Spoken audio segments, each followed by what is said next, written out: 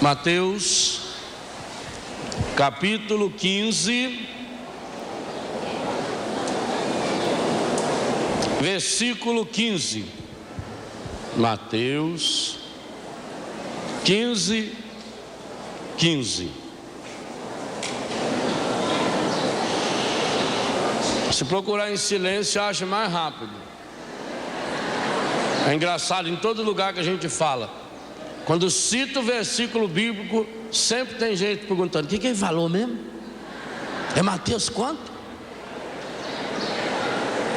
19? É 15. Depois do Gênesis, versículo 15. Pedro tomou a palavra e disse: explica-nos esta parábola. Jesus respondeu: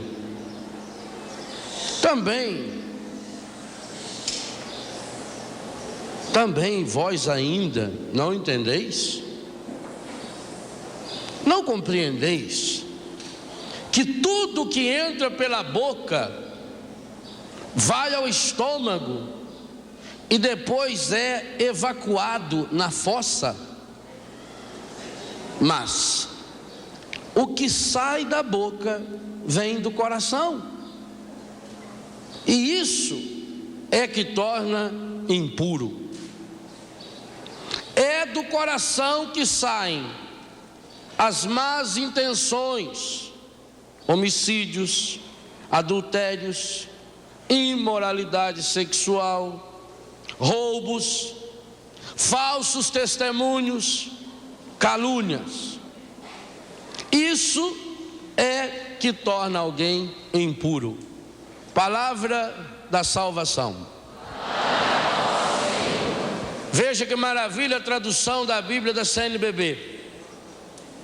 Sem dúvida nenhuma, hoje, uma das melhores traduções que nós católicos temos a graça de ter em mãos, até porque foi assumida pelas 7 editoras católicas. O contexto dessa passagem nos ensina muito a respeito da cura interior, de modo especial a cura das mágoas e dos ressentimentos, que é o que nós queremos experimentar e já estamos experienciando nesse acampamento. Espera um pouquinho, tem muita gente falando, andando e atrapalhando os outros.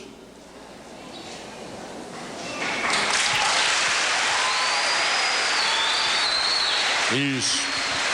As coisas de Deus têm que ser levadas a sério. Quem chega atrasado fica de pé lá fora, esperando sentar de ponta, né? Chega atrasado, depois vem: dá licença, dá licença, dá licença, dá licença. Atrapalha os outros. Muito bem. Jesus ontem, recapitulando, Jesus ontem teve uma atitude violenta. O Evangelho nos dizia que Jesus fez um chicote. Ele não pegou um pedaço de vara que estava lá, ele fez. Demorou para fazer. Foi intencional. E ele entrou no templo com aquele chicote que ele tinha feito, derrubou as mesas dos cambistas, gritou com os vendedores e expulsou. Porque o zelo por sua casa, pela casa do Pai, devora o seu coração. E nós deixávamos uma pergunta no ar ontem, no encerramento da nossa reflexão: por que será que Jesus agiu dessa forma? Por que será que Jesus agiu de modo tão violento? Por que será que o retrato de Jesus que nos aparecia naquele capítulo 2 de São João é um Jesus tão diferente daqueles que muitas e muitas vezes nós estamos acostumados a enxergar? Ora, se aquilo não foi um descontrole emocional, porque se tivesse dito que Jesus pegou uma vara que estava ali perto e deu uma batida, alguém podia dizer: foi um momento de fraqueza, foi um descontrole. Mas São João, o homem que levou 60 anos para escrever o Evangelho, e que pensou e repensou em cada detalhe do Evangelho. Cada texto do Evangelho de São João tem uma riqueza profunda de detalhes. Ele não quis pura e simplesmente reproduzir o que os outros evangelistas tinham escrito, ao dizer para nós que Jesus fez Ele mesmo, com a mão, teceu um chicote. Significa que Jesus estava muito consciente daquilo que Ele fez. E se com tamanha consciência Jesus, o Filho de Deus, no lugar mais importante para o seu povo, que era o templo, é capaz de ter uma atitude dessa, tem que ter uma causa muito séria. E qual é essa causa? A cura interior. É fabuloso quando nós entendemos que nem diante de doenças gravíssimas o Senhor teve atitudes tão sérias. E por que Ele teve essa atitude tão séria aqui? O capítulo 15 de Mateus nos ensina, porque ele está no mesmíssimo contexto de João capítulo 2, assim como Marcos capítulo 7, Lucas capítulo 6. São textos que se comparam, o contexto é o mesmo. E esse que nós acabamos de ler, a partir do versículo 15, é quando Pedro pede para ele: explica para nós essa parábola. Que parábola? Jesus estava dizendo: o ser humano pode comer o que bem entender. O que torna o ser humano impuro não é aquilo que ele come. Por quê? Porque os fariseus viviam da aparência. O capítulo 15 começa a dizer que os fariseus e os escribas dirigiram-se a Jesus, versículo 1 e 2, perguntando: por que os seus discípulos desobedecem às tradições dos antigos? Por que não lavam as mãos quando vão comer? Eles estavam preocupados com normas aparentes. Jesus disse: isso não tem importância, porque o que você come entra pela boca. E olha o realismo da tradução da Bíblia da CNBB. Tanto que quando eu li, muitos de vocês fizeram um ar de riso, achando que a tradução era minha. Não foi? Eu também sei ler alguns pensamentos, mas não é minha não. O que eu li é tradução ipsis literis, do jeito que está escrito aqui na tradução da Bíblia CNBB. Tudo que entra pela boca vai ao estômago e depois é evacuado na fossa. Quer tradução mais explícita? Eu não vou dar também, nem tanto.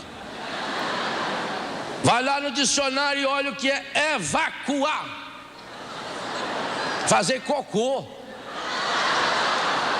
Comeu, entrou na boca, vai embora. Por isso que quando a gente come uma coisa estragada, mas o que contamina o ser humano não é aquilo que está na aparência, é aquilo que vem do coração. Interessante, os discípulos chegaram para Jesus e falaram assim, versículo 12, é bonito: sabes que os fariseus ficaram indignados ao ouvir suas palavras? O senhor soube que os fariseus ficaram muito chateados com o Senhor? Jesus respondeu: qual é a profissão do Pai? Toda planta que não foi plantada pelo meu Pai será arrancada. Deixai-os.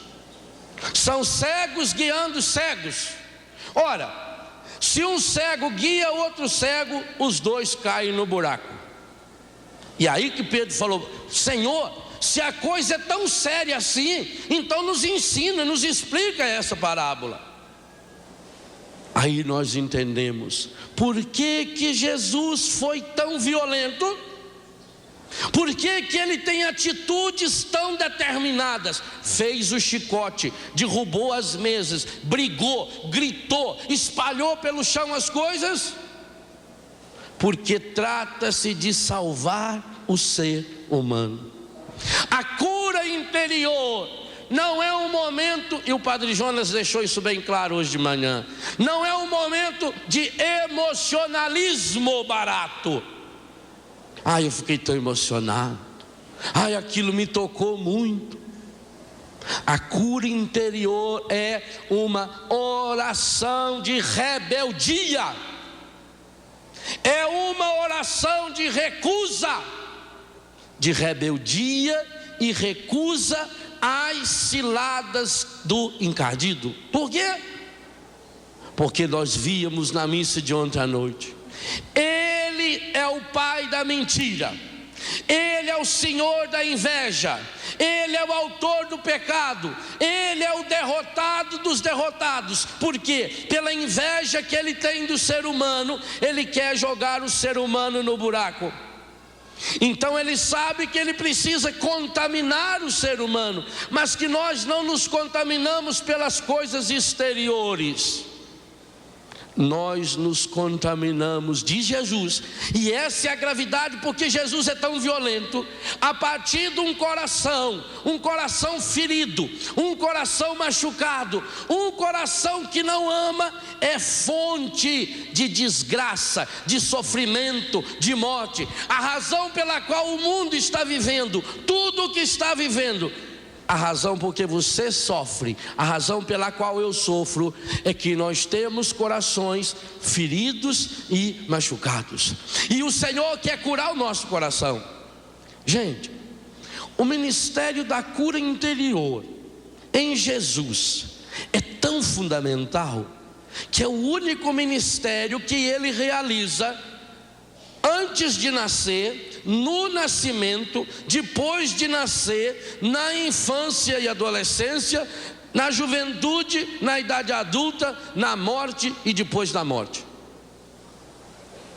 Jesus tinha tanta pressa de curar o coração da humanidade, que antes de nascer, ele já exerce o seu ministério. Quando Maria vai visitar Isabel, Jesus estava na barriga de Maria.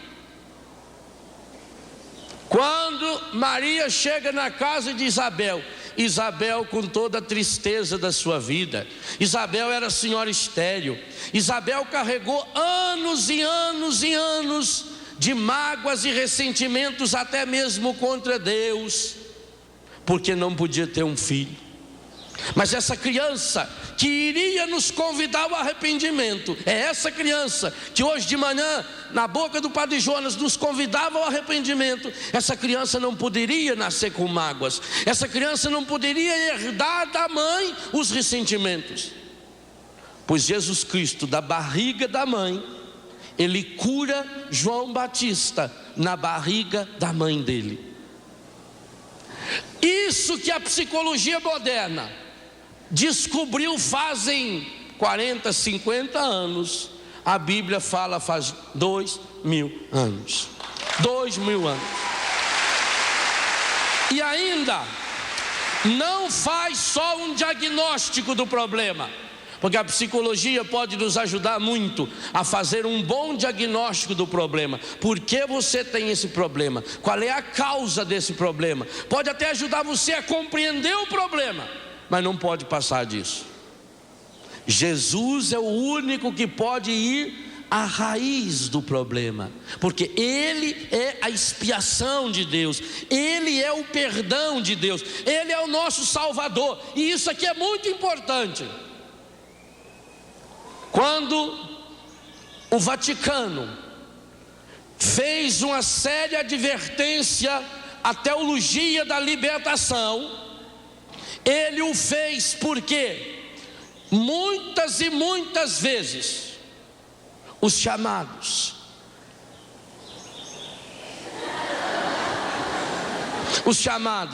teólogos da libertação estavam apresentando um Jesus Cristo puramente libertador social, e a igreja foi severa e disse: isso está errado. Jesus não é aquele que vem só para ajudar que a gente se organize socialmente. Pois hoje eu diria que está na hora da igreja mandar uma carta também a muitos e muitos católicos que pregam um Cristo intimista, como se fosse o meu terapeuta, o Cristo da nova era. A nova era, ela não vai contra Jesus no sentido histórico de falar mal dele, não. A nova era quer mostrar um Jesus da era de Aquários. E quem é esse Jesus da era de Aquários? O Jesus da era de Aquários é um profeta poético, é um cara que ensina parábolas bonitas, é um precursor do Paulo Coelho ou coisa que se valha, é alguém que sabe falar palavras bonitas, é alguém que leva você a um momento emocional. Esse não é o Jesus Cristo apresentado no Evangelho. Esse não é o Jesus Cristo da cura interior. O Jesus Cristo da cura interior não é o Jesus Cristo da autoajuda. É o Jesus Cristo da rebelião. É o Jesus Cristo que arma um chicote para dizer para mim e para você: o primeiro passo para a gente expulsar do coração as raízes disso aí que está nos contaminando é a gente também fazer um chicote. Ou seja, você vai ter que fazer o seu. Ah, como era dolorido quando a mãe mandava a gente ir no mato arrumar um galho de pitangueira para a gente mesmo poder apanhar. E aí se trouxesse um galho muito curto, apanhava com aquele e depois ia buscar outro. Escolha a surra. Faz igual o rapazinho que saiu da escola correndo. Mas o rapazinho corria. Aí um senhor vendo ele correr falou: menino, que você está correndo tanto? Ele falou: que hoje saiu o boletim, eu vou mostrar para minha mãe. Falei: ah, que beleza, nota boa. Ele falou: nada, tudo vermelho. Seu filho, mas você está correndo para mostrar para sua mãe? A sua mãe não vai ficar brava? Falou: minha mãe vai me dar uma surra. Falou: menino, vem cá, eu vou levar você no nosso grupo de oração, vou fazer uma oração de cura para você, que você tem problema mental. Você sabe que a sua mãe vai bater em você. Sim, senhor. E você está indo para casa correndo. Falou: estou. Ô filho, você não é certo das ideias, filho. Aonde já se viu você querer chegar logo em casa para poder apanhar? Falou: não, eu só quero chegar antes do meu pai, porque senão é ele que vai dar a surra. A surra do pai é mais forte. Então é duro você ter que buscar o chicote. Mas Jesus diz que tem que fazer o chicote. E o que significa fazer esse chicote? E um chicote de cordas. Corda é um monte de coisinha que você tem que ir juntando, amarrando, trançando. Então eu tenho que fazer um exame da minha consciência. Eu tenho que amar esse chicote. Eu tenho que descobrir onde estão as minhas áreas fracas, aonde que eu sou limitado, em que áreas eu percebo a minha fraqueza. Porque quantas e quantas vezes, quando nós falamos em santidade, a pessoa logo pensa: não, para ser santo a gente tem que ir morar num mosteiro, para ser santo a gente tem que morar num Carmelo, para ser santo a gente tem que sair do mundo.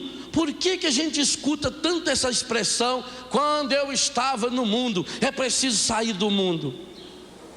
Porque no dia a dia a gente já descobre uma coisa: é muito fácil você ser santo sozinho.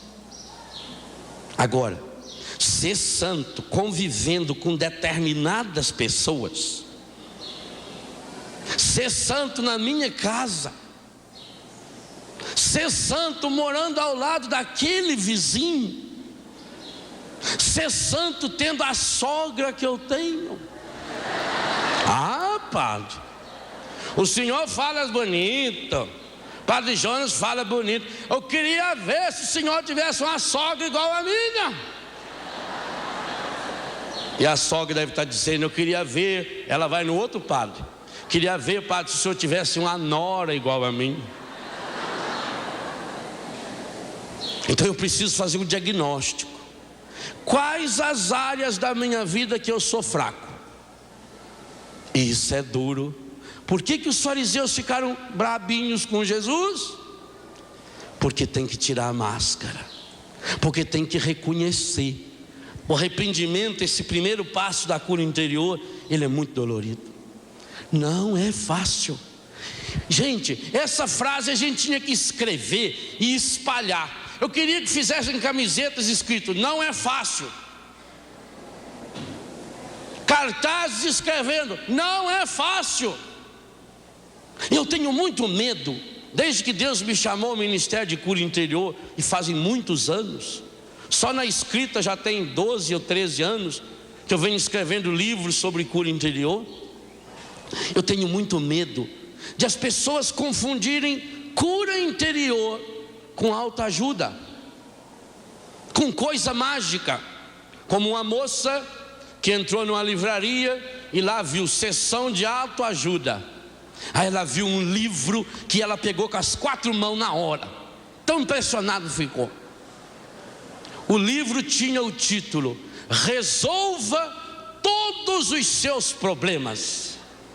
Que maravilha. Ela pegou o livro, estava com ele já para levar para pagar, e perguntou para o vendedor: escuta, fala a verdade, você já leu esse livro? Ele falou: li. É bom? Eu falei: é bom. O vendedor vai falar que é ruim?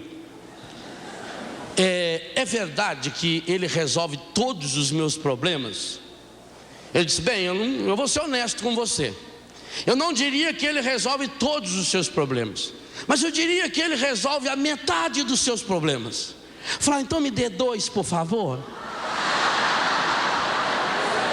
Eu tenho medo que as pessoas comecem a comprar 2 livros meus por vez, porque já que um resolve só a metade dos problemas, eu vou levar 2. Não. Eu tenho muito medo das pessoas confundirem cura interior com preguiça espiritual. Eu tenho medo que as pessoas confundam cura interior com uma vida fácil. Ai, Senhor, eu estou tão bem. Ai, que paz eu estou sentindo. Está tudo bem com você? Tudo bem. E a sua mãe? Morreu. Ah, morreu, mas tudo bem. Sua avó? Morreu. Seu tio? Também morreu. Outro dia eu recebi uma família amiga. Eles tinham perdido um filho de 19 anos. E eles foram até lá em casa para pedir que eu fizesse uma oração por eles, porque eles estavam sofrendo muito. E nós levamos mais de 2 horas conversando, eu tentando mostrar para eles, se eu fosse fazer uma oração, eu ia pedir a Deus que eles sofressem mais. Estou errado? Gente, um pai e uma mãe que perde um filho de 19 anos de idade e não quer sentir nada, quer tomar remédio. Hoje nós não aprendemos a trabalhar os sentimentos, e aqui está um problema muito sério. Sabe por quê? A única coisa que revela quem você é de fato são os seus sentimentos. As minhas ideias não refletem o que eu sou. Eu posso estar falando convictamente de ideias que eu li num livro, eu leio bem no livro, eu estudo. Não tem esses políticos que têm assessoria de imprensa? Eles tem gente que prepara o texto para eles, eles dão uma olhada ali, uma facilidade de memorizar e pronto. Eu posso fazer longos discursos, mas eu não estou mostrando quem eu sou. São ideias de outras pessoas que eu li e decorei. Agora meus sentimentos não. Quando eu tenho a graça de revelar os meus sentimentos, então eu estou mostrando quem eu sou. A pessoa que me conhece: ah, você conhece o fulano? Conheço, eu ouvi uma música dele. Ouvi a música dele, você não o conhece. Ele pode ter ido num estúdio, e gravado cada palavrinha. Depois puseram num aparelho lá chamado Pro Tools, aquilo acertou a voz dele, ficou beleza. Pode ser até alguém com voz parecida cantando no lugar dele. Quantos artistas famosos a gente sabe que faz isso? Ah, eu conheço fulano, eu li um livro dele. Talvez o livro não seja dele, porque se você copiar o livro de alguém, você vai preso.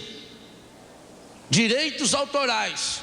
Agora, se você copiar de vários autores, você ganha diploma de doutor, porque você fez uma ampla pesquisa, fez um trabalho de pesquisa.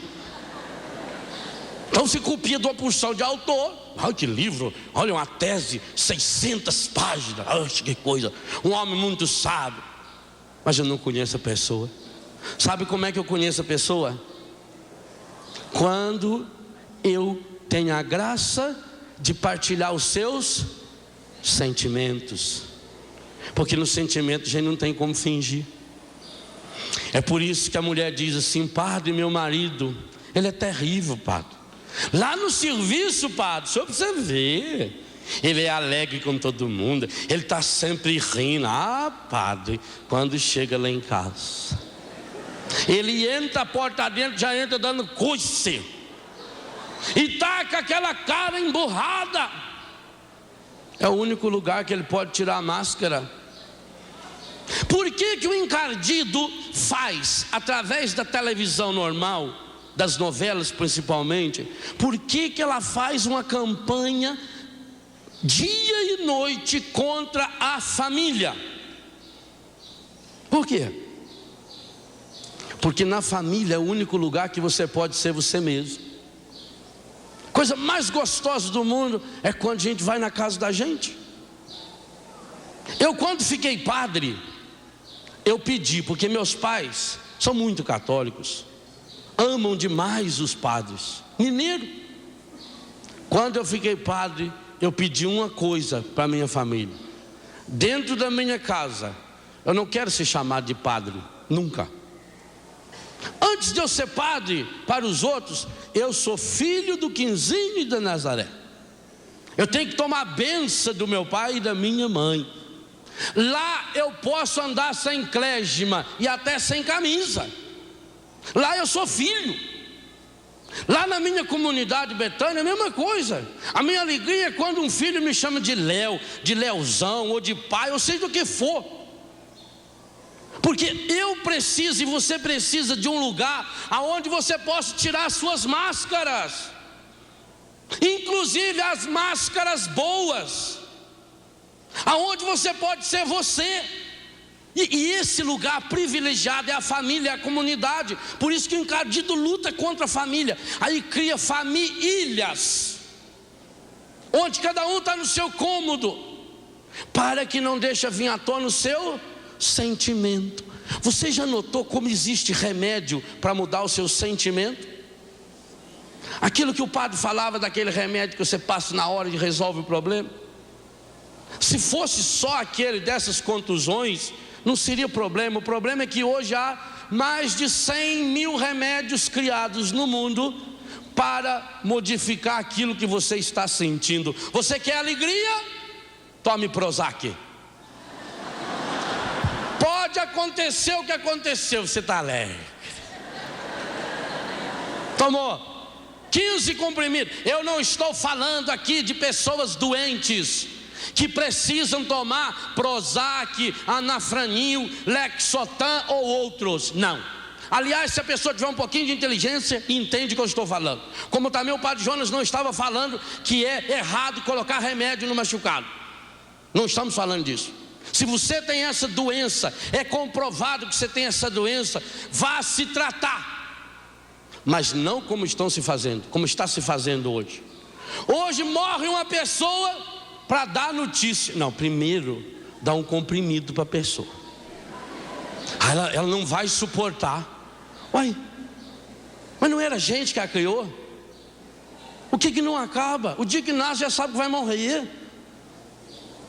Ah, não, fica muito traumatizada. Sabe quando a gente sabe que uma pessoa ama para valer? É em velório. Em velório é o lugar melhor que tem de você saber se a pessoa ama. Porque se você vê a pessoa descabelada, ah, minha Nossa Senhora, por que aconteceu isso? Por que levou eu? Pode saber, peso de consciência.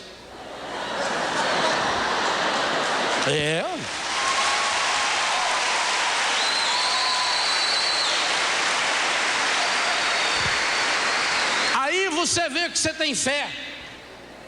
A pessoa do coração curado, ela sofre, mas é diferente. Vou dar um testemunho que muito me tocou. Ela deve estar me assistindo. Quando meu irmão mais velho morreu, uma morte absurda e estúpida, morreu de besta, porque bebia muito, não quis parar de beber. A hora que quis parar de beber foi tarde. Está no céu agora, porque lá não tem cachaça. Lá não tem água ardente, lá tem água viva. Então tá sossegado. Dodô morreu, foi uma morte estúpida, 44 para 45 anos de idade. Como diz papai, mãe nenhuma cria filho para morrer. A morte dói. Então, alguns dos nossos pensavam, como é que será que a mamãe vai reagir? Mamãe muito amorosa conosco. Fomos criados numa família muito amorosa, graças a Deus. Alguns falavam, bom, quem sabe, bom, como a capela fica do lado da Santa Casa, se for preciso chama um médico, porque a dona Helena não vai aguentar. Levamos o corpo. Umas 4:30 da manhã cheguei em Itajubá, telefonei, trouxeram mamãe. Eu fui buscar ela e papai na porta da capela, claro que chorando, seguraram no meu braço e fomos. Mamãe chegou do lado do caixão, deu um beijo na testa do Dodô, aquele silêncio. Dona Nazaré enfiou a mão no bolso, tirou o terço e começou: creio em Deus Pai Todo-Poderoso, Criador do céu e da terra. Entende o que é coração curado? É isso. É na hora do sofrimento. Ali eu descobri mais ainda a mãe que eu tinha. Isso é sentir. A fé é sentimento, é emoção. Mas não é aquela emoção descabelada desse povo que em vida não escreve um bilhete para o outro, e depois que morre vai atrás dessas antas que tem por aí para ver se manda alguma carta psicografada para a pessoa. É burro. Porque veja, se o sujeito não sabe nem o endereço da casa dele para mandar a carta, como é que você sai daqui? Você vai lá em Uberaba, em Berlândia, não sei aonde. O sujeito em vida nunca foi lá na Uberaba, na Berlândia, não sei aonde. Depois de morto, como é que ele acha aquele endereço? Não é burro? Manda um e-mail, telefona, liga pro celular, vai lá no banheiro e escreve com o batom, eu. Agora vai lá, tá mandando dizer que tá bem, viu, que tá tranquilo. Ai, que tá. Tem gente que é besta e tem gente que gosta de ser besta. Como é que você viveu a sua vida? Então, o encardido quer destruir nossos relacionamentos. Por quê? Porque, e aqui está a seriedade da coisa. Jesus não ia pegar chicote só por isso. Jesus não é só um psicólogozinho, não. Jesus não vem ensinar uma terapia de autoajuda. Jesus é Salvador. E quando Ele fala da necessidade da cura interior, Ele está falando, e Ele está nascendo e morrendo por isso. Por quê? Porque a pessoa, gravem bem essa frase, a pessoa que não permitiu que o Espírito Santo de Deus cure o seu coração, essa pessoa já comprou um ingresso carimbado de primeira classe para o inferno. Isso é muito grave. E quem falou isso foi Jesus. Em todas as listas de pecado, como essa que nós acabamos de ler de Mateus 15, Marcos capítulo 7, Lucas capítulo 6, Gálatas capítulo 5, Efésios capítulo 4, 1 Coríntios 3, 5 e tantos outros textos. A carta de Tito inteiro, 1 e 2 de Pedro inteiro, 1 de São João inteira. Em todas elas há uma certeza: quem não ama vai para o inferno. Está escrito. Você não ama? Eu sinto em dizer para você, mas nós não vamos se encontrar no céu. Quem não ama vai para o inferno. Não só vai para o inferno, já começa a criá-lo aqui. Por isso, gente, olha o que Jesus falou, João capítulo 13, versículo 34 e 35. Isso está no meu livrinho Cura Interior. João 13, 34 e 35. Nisto saberá o mundo que vocês são meus, se viverem o amor. Qual é a carteira de identidade do cristão? Amor. E amar quem? A Deus sobre todas as coisas, com toda a tua força, com todo o teu pensamento, com todas as tuas emoções, com todo o teu sentimento, com todo o teu corpo, e ao próximo como a ti mesmo. Agora responda com toda sinceridade: você consegue fazer isso? Talvez a gente vai ter que fazer igual aquele aluno. O professor chegou com a pilha de prova e só nota 0, 1, 2. Ele falou: eu fico impressionado em ver uma turma de burro na minha frente. O que adianta eu falar, explica, vocês são burros. E o pior é que vocês são burros, mas vocês não assumem que são burros. Os alunos tudo. Eu estou falando para o bem de vocês. Deixa de ser burro. Ao menos pelo amor de Deus, assumam que são burros. Mas eu quero ver se vocês têm coragem, disse o professor. O aluno aqui, que realmente reconhecer que é burro, fica de pé. Diz tudo sentadinho. O aluno que se reconhecer burro, faz favor, fica de pé. Vocês são burros e não aceitam que são burros? Quem é burro aqui fica de pé. Genésio se levantou. O professor falou: muito bem, Genésio. Ao menos você reconheceu que é burro. Genésio, meu filho, o que levou você a reconhecer que é burro? Ele falou: dó. Dó?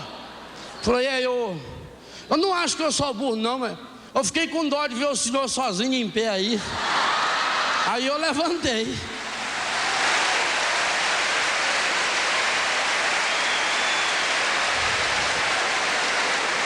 É difícil reconhecer, porque enquanto eu estou falando para o outro se levantar, eu não percebo que eu estou de pé. Quando eu falo fulano é burro, aqui, nunca aponta para a pessoa com o dedo. Quando você faz assim, ó, tem um para a pessoa, um para Deus e 3 para você. Quando for apontar, faz assim, ó. Porque o problema está no outro. Então, honesto e sinceramente falando, você vive esse amor que Jesus fala? Eu não vivo. Eu luto muito. Gente, eu confesso a vocês, tem dia que é difícil para mim amar a mim mesmo. Tem dia que eu estou atrapalhado. Eu levanto, eu lavo a minha cara e eu tenho vontade de xingar eu. Eu entendo vocês que são casados, porque viver com uma pessoa do outro, imagine se eu tenho dificuldade de viver comigo. Tenho. E diga a vocês, se eu não tivesse calo no meu joelho, eu não aguentaria viver comigo, porque eu sou uma merda. Se não é Deus, na sua misericórdia, um dia ter olhado para mim, o mundo ia me conhecer sim, mas por outras coisas. Eu sei disso. Então é muito difícil você reconhecer isso. livro Corações Curados está escrito isso. A única coisa que impede você, que me impede de chegar a Deus, não são os nossos pecados. Por causa dos nossos pecados, Jesus morreu. A única coisa que nos impede de chegarmos a Deus é a máscara que nós colocamos, a casca que nós colocamos. Jesus disse: nisto o mundo vai saber que vocês me pertencem. Você é católico? Você é cristão? Sou católico. Vocês sabiam que 97% de todo fumante é católico? Tem um padre do Brasil que faz tese de comunicação, doutorado de comunicação na Alemanha, e o tema dele é cinema. Então, mas não cinema cristão. Ele foi ver e estudar nos filmes de todos os gêneros possíveis como é que o cinema fala de Deus. E ele foi obrigado, pelo estudo dele, a assistir uma série de filmes pornográficos. E ele assistiu. E uma das coisas que mais deixou esse homem triste foi que em praticamente todo filme pornográfico aparece numa parede um crucifixo. Mas isso é um absurdo? Não. Isso é um retrato do nosso cristianismo fajuto. Isso é um retrato do nosso cristianismo que não nos compromete. O mundo tem muitos heróis. Ah, fulano recebeu o prêmio porque ele dominou não sei quem. Fulano é um grande herói porque ele dominou. O maior herói que existe no mundo, e é o único que entra no céu, é aquele que pela força do Espírito Santo aprende a dominar-se a si mesmo. É muito fácil eu dominar nos outros, é muito fácil eu mandar os outros. Eu quero encontrar alguém que manda em si mesmo, e o único jeito de mandar a si mesmo tem um exemplo para nós, é Maria de Nazaré. Ela conseguiu mandar em si mesmo quando ela disse: eis aqui a serva do Senhor.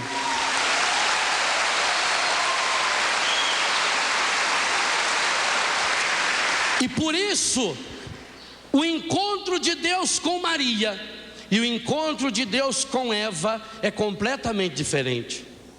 O encontro de Deus com Eva foi num paraíso, num lugar maravilhoso. O encontro de Deus com Maria foi numa casinha simples e pobre de Nazaré, de uma menina que estava fazendo os preparativos para o seu casamento. Eva tinha cometido o pecado. Quando Deus dá a chance de Eva voltar do pecado, ela inventa uma desculpa. Maria não tinha pecado, mas falou para Deus que ela era fraca.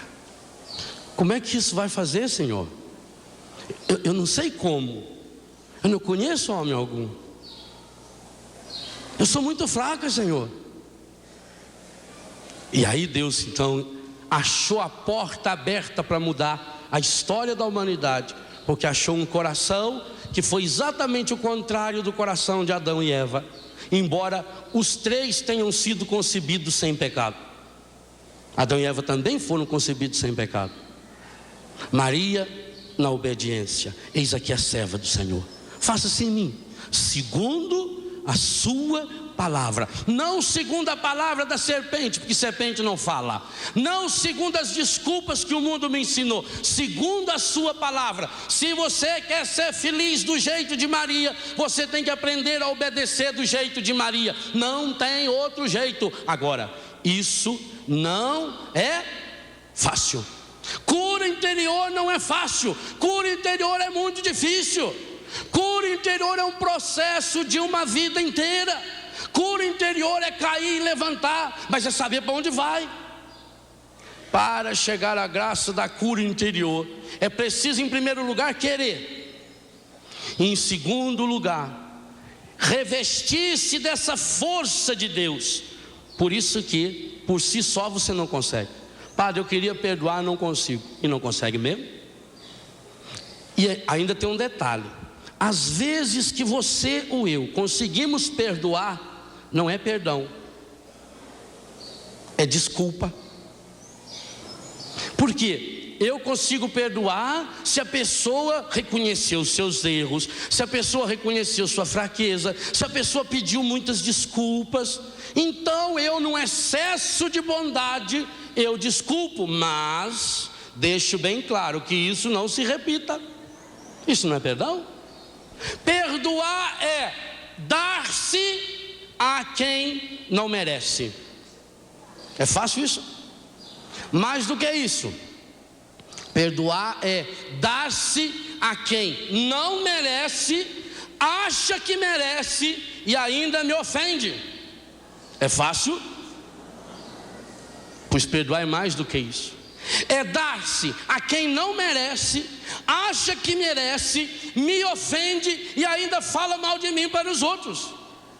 É fácil? Só tem um jeito de perdoar: deixando seu coração ser revestido pela ternura e pela misericórdia do coração de Jesus. Esse é o segredo da cura interior, o primeiro passo para a cura interior. Mas para que isso aconteça, eu preciso saber onde eu quero chegar, e por isso não pode ser fraco. Você já viu na televisão, quando mostra aqueles peixes, quando eles começam a nadar rio acima para se reproduzir? Peixe fraco não se reproduz. Para se reproduzir, e reproduzir muito, porque cada peixe consegue reproduzir milhares de outros peixes, é preciso ter a coragem de nadar contra a corrente. Você devia assistir, se um dia ficar sabendo que vai passar, de vez em quando passa na televisão, um especial feito sobre a reprodução dos salmões. O salmão é um peixe que vive no mar, mas ele nasce na água gelada do rio. Lá onde as geleiras vão se derretendo, forma aquele lago gelado. É ali que o salmão se reproduz. E depois, quando ele cresce, ele começa a descer pelo rio, aquelas pirambeiras enormes, aquelas cachoeiras, até chegar no mar. E ele vive no mar. Ele vive 3 anos e meio, 4 anos em média. Com essa idade, está chegando o fim da vida dele. E o final da vida dele é a hora da reprodução. E aí ele tem que sair do mar, achar o mesmo riacho, o mesmo, e começar o processo de nadar riacho acima, água gelada, correnteza, às vezes blocos de gelo inteiro que vem escorrendo. E ele vai, e ele vai, e ele sobe, e ele vence as resistências, e ele vence os pescadores, até chegar lá em cima. É um longo processo. A cura interior é esse processo. Se você não estiver disposto a iniciar esse processo, é bobagem, não vai conseguir. Agora, para iniciar esse processo, primeira coisa, onde eu quero chegar? Se você quer chegar no céu, se você quer herdar o reino, se você quer viver a felicidade, o primeiro passo, eu quero chegar lá. Segundo passo, absolutamente fundamental: você não pode dar ouvidos àqueles que estão à sua volta, principalmente músicas, novelas e filmes que pregam a felicidade fácil. Era o aniversário do rei, e o rei, quando fazia aniversário, fazia uma grande festa para ser homenageado. Gostava de ser aplaudido, gostava que o povo lhe trouxesse presente. Organizava uma festa linda. O principal dia da festa, então, o sábado, a festa era na praça principal da cidade, do palácio, reinado. Ficava em frente ao palácio, aquela praça imensa, aquela coisa linda. E naquele ano o rei fez uma brincadeira. O rei mandou colocar um poste de 50 metros de altura, e mandou passar nesse poste muita resina, óleo, para fazer tipo aqui nas festas juninas tem o pau de sebo. Mas ele fez um enorme, 50 metros, e chamuscou aquilo ficou, até o mosquito que batia nele escorregava, não grudava nada. E lá em cima ele colocou uma caixa toda decorada com retrato de fruta, pedaço de carne, frango assado, churrasco, comida. E lá dentro 2 vale-brindes. Valia alimentação para a família durante 1 ano no supermercado. No outro, um vale-brinde com um pote de ouro no valor de R$1 milhão. Estava lá em cima. Imagine aquele povo quando começou a olhar aquele poste lá em cima, aquela caixa, com aquelas retratos de comida. E aí começou a luta para subir. E vinha um e tentava subir, mas era muito liso. A pessoa começava a subir e os colegas começavam a gritar: sobe, sobe, sobe, sobe, sobe. E ele começava a subir e caía. Aí vinha outro. Aí teve um sujeito que pegou o celular e mandou chamar o maior alpinista daquele país. O homem que já tinha subido a torre do World Trade Center antes daquele probleminha que aconteceu lá. O homem que já tinha escalado o Everest. Ele ainda tinha o título de alpinista urbano. Ele subia nas paredes daqueles postes, daqueles prédios. A chegada dele foi solene. Carro de bombeiro tocando e ele lá em cima. Aquela fortaleza, musculoso. O ombro dele emendava assim na nuca, aquele negócio, ó. Cara, era... Ele com a roupa especial. Estava com o suspensório que às vezes o Braz usa para tocar saxofone. Suspensório desse, um negócio no joelho, uma peseira. Tudo. Todo mundo aplaudindo. Preciso de um momento de silêncio para me concentrar. Concentrou. Olhou o poste. Difícil, mas não é impossível. Começou. Abraçou o poste, aquele braço, aquelas músculos. E o povo: sobe, sobe, sobe, sobe, sobe. E ele começou.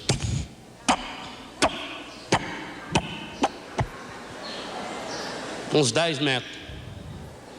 Quando chegou nos 10 metros mais ou menos,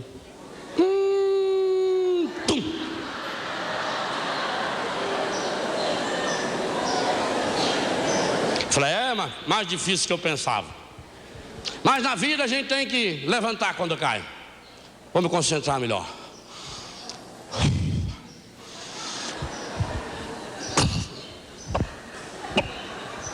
E o povo subindo, subindo, subindo, e vai lá, e sobe, sobe, sobe, sobe. Ele chegou a uns 15 metros, que ele começou a deslizar na perna. Parece que esse carro que vai assim na estrada de terra, quanto mais gira, mais afunda. E caiu. Aí ele ficou humilhado. Todo mundo que cai é humilhado. O derrotado sempre quer alguém lá no fundo com ele. Aí ele subiu em cima de um caixotinho e falou: com toda a experiência que eu tenho, todos os meus títulos em jogo, eu digo a vocês: a aerodinâmica desse poste, já que o seu diâmetro na sua área, a hipotenusa não corresponde à altura do cateto ao quadrado. A força igual a M vezes 2, 37. Tirando o pi, digo a vocês, ninguém sobe. Não sobe. Isso é impossível. E digo mais a vocês, agora não como esportista, mas como cidadão que me senti ofendido. Porque se fosse só eu que caí, não, eu já caí muitas vezes. Mas o que eu vejo aqui é uma afronta de sua majestade a cada um dos senhores e das senhoras. Esse rei, ele está tirando um pelo da nossa cara. Ele mandou fazer esse poste, deve ter usado uma resina especial aí, porque ele é financiado pela empresa de Petrobras e não sei o que lá. E ele passou um betuminoso especial, ninguém sabe. E eu garanto a vocês, ele está lá do palácio de binóculo, olhando para cá e rachando o bico de dar risada de nós. Isso é verdade, esse rei é assim mesmo, é mesmo, né? Vocês acham que o rei ia dar de mão beijada $1 milhão? Não. Vocês acham que o rei ia dar de mão beijada comida Todo mundo aqui ganha comida de graça do rei. Quem aqui ganha comida de graça do rei? Levanta a mão, ninguém ganha. Os poderosos são assim mesmo, eles querem levar para pensar. É verdade. Eu tenho uma saída. Abaixar o poste. Se esse poste não for abaixado, porque se você olhar para baixo, estender a mão, a sombra, num ângulo de 47 graus, teria que dar mais ou menos 17 metros. Se não abaixar 17 metros, ninguém sobe. O pessoal falou, é verdade. O outro falou, se baixar 17 metros, até eu subo. Falei, exatamente, até eu, é mesmo. Vamos fazer uma passeata. Vamos fazer aqui uma manifestação. Todo mundo, nós vamos juntos agora gritar para o rei: abaixa o poste. Todo mundo junto: abaixa o poste, abaixa o poste, abaixa, abaixa, abaixa, abaixa, abaixa o poste, abaixa o poste. Já apareceu o quarto falante vendendo algodão doce: abaixa o poste, vou abaixar o poste aí. Estava naquele burburinho que é a baderna, quando chegou um rapazinho mineirinho, magrinho, feinho, rapazinho bem magrinho, calção assim, cor de abóbora, sem camisa, que dava de ver o raio-x completo aqui assim. Descalço, aquela unha sem cortar. Rapazinho olhou no poste, trançou a perna, se parecia uma lagartixa. E começou, e o povo: desce, desce, ninguém consegue, abaixo, abaixo. E ele subindo. Subiu uns 15 metros, caiu. Estão falando, meu filho. Mas no que ele caiu de bruço, senhor. Naquela areia. Aqui deu uma esfolada, sujou tudo, que já estava com aquele betume. Ele foi passar a mão assim para tirar a areia, percebeu que estava áspero. A gente pensou, baixou de novo, sujou bem a mão na areia, fez um bife parmejana, passou a areia assim tudo, e começou a subir. A areia ajudava, carcava aquela pequena unha assim no poste. E o povo gritando: abaixa, desce, não consegue, não consegue, não consegue, não consegue. O menino tá. E o povo calou a boca quando viu o rapazinho segurando aquela caixa. Ele não conseguiu segurar a caixa porque já tinha um pouco de comida lá dentro. A caixa caiu, ele chegou no chão mais rápido que a caixa. Pegou aquela caixa cheia de fruta, cheia de comida, pôs nas costas e ó, no meio do pé foi embora. Aí o povo, aquele homem falou: possessor, eu preciso conhecer esse rapazinho. Esse rapazinho, ele tem técnicas que eu, em todos os meus anos de estudos e aprofundamentos, que eu não sei, o alpinismo mundial não descobriu. Ele deve ter descoberto um ângulo que faz a pressão sobre a hipotenusa do poste, que é o diâmetro da... Esse rapaz é fantástico. O ângulo do joelho dele, eu observei, é diferente, o jeito dele é diferente.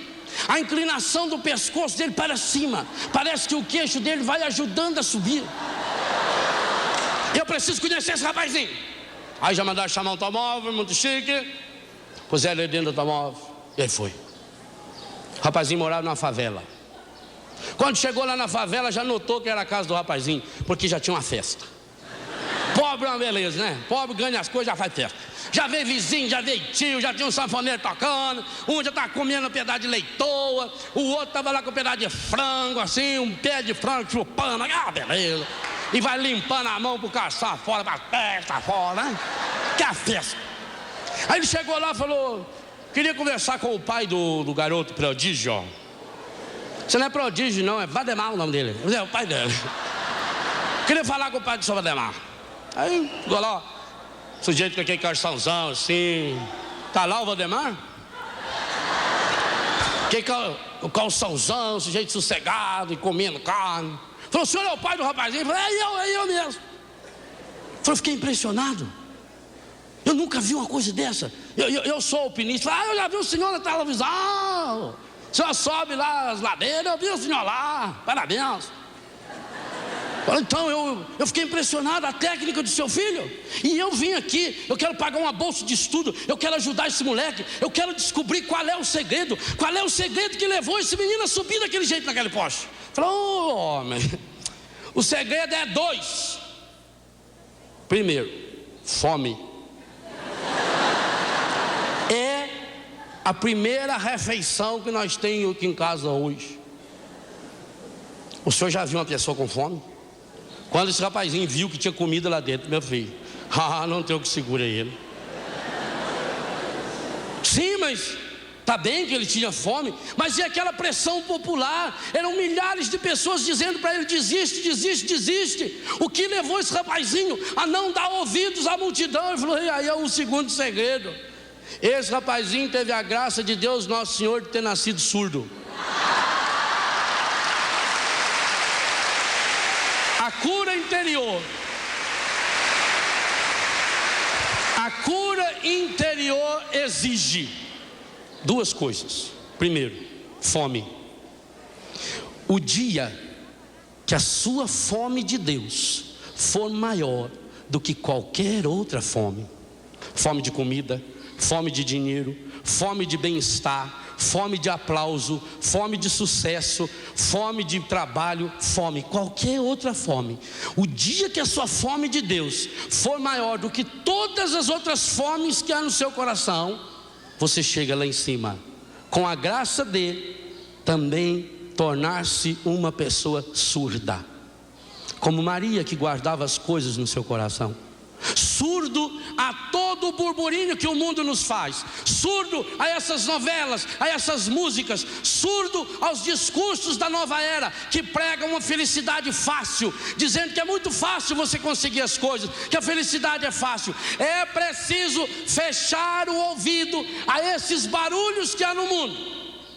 É preciso ter uma fome esganada de encontrar-se com Deus. E quando nós conseguimos isso, então é certo que nós demos o primeiro passo para que Deus realize em nós aquilo que Ele quer realizar. Porque Deus criou a mim e a você para quê? Para que a gente seja feliz. Agora, não é fácil. Fácil é ir para o inferno. Porque para ir para o inferno o caminho é largo. E para ir para o céu? É estreito e é subida. É estreito e é subida. E é cheio de pedra. Mas é possível chegar lá. Vamos tentar pedir essa graça. Alguém chama, Ele me ama e me conduz e me quer feliz. Ele fala, só escuto para o mudo. E o que Ele me diz para mim, para você que está em casa hoje também: vem me seguir,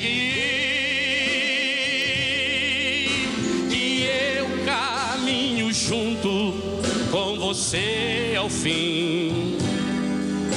Depois da caminhada, você é feliz. Se deixa todas as coisas só por mim, por mim. Vem me seguir, que o meu caminho é o da porta estreita, sim. Porém, ao acabar junto de mim, você vai entender porque é bom servir. A cura interior é um processo. É preciso ter essa coragem de subir esse caminho estreito. E como é processo, cada dia eu preciso aprender a dizer sim para Deus. Ele quer uma resposta.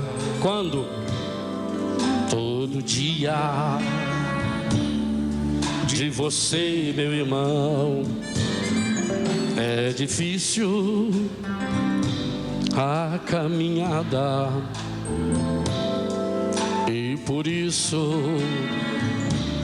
Ele lhe estende a mão e diz: vem me seguir, que eu caminho junto com você ao fim. Depois da caminhada você é feliz, se deixa todas as coisas só por mim, por mim. Vem me seguir, que o meu caminho é o da porta estreita, sim. Porém, ao acabar junto de mim, você vai entender porque é bom servir. O único jeito de entender essa felicidade. E aqui nós temos a grande definição, Pai, de cura interior. Cura interior é seguir Jesus.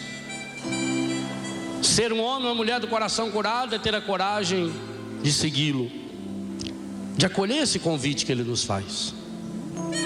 Mas acontece, Pai, que nós somos fracos demais.